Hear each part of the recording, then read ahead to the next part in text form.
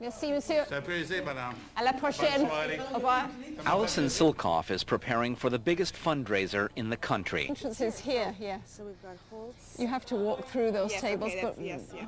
And she's also preparing for the worst. when 40,000 daffodils vanished somewhere between Scotland and Montreal, they were lost. How do you lose 40,000 daffodils? I don't know, and we'll certainly find out afterwards, but what we had to focus on was how to deal with the situation. So I still don't quite know how they disappeared, but they did, and by the time they were found, they were certainly dead. So we had to get another 40,000 very, very fast and at a good price. And where are they coming from?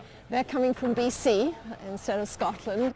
At $25,000 per corporate table, everything has to be perfect. And we work really hard to get a lot of our goods and services donated. Suppliers work for minimal amounts. Sometimes they donate their services completely. Champagne has been donated this year by Seagram's. Many other suppliers donate or reduce their prices. It helps if Mr. Bronfman is on one of the co-chairs. It definitely helps. It's the first year we've had real champagne. But this event is not about raising a glass of champagne. It's about raising money to fight cancer. It's important because, in fact, my family has been touched by cancer, okay, and on both sides. And it's a disease that can be beaten. We know it can be beaten.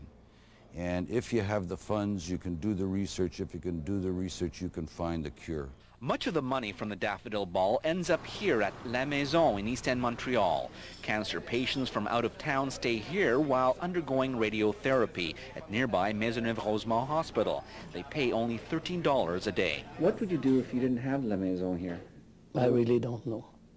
I don't know because I can't see how I could afford to come and stay here in Montreal for 8 weeks and go through this at so many $100s a day. I don't know. This is really the place for people like us. But it's the kindness of the volunteers that touch Albert's heart. Nothing they won't do for you. And even the patients are the same way. We help each other. And at times we laugh so much, we wonder what the hell we're doing here, you know. We eat together, we talk. It's a cure by itself, just to be here.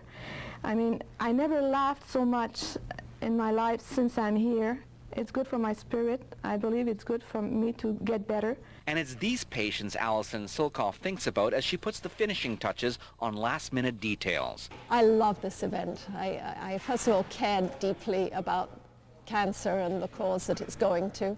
I have 3 of my 4 grandparents had cancer.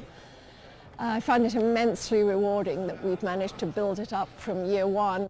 Behind the glamour of an event that for most of us is out of reach, you find a commitment to fight a disease that touches us all.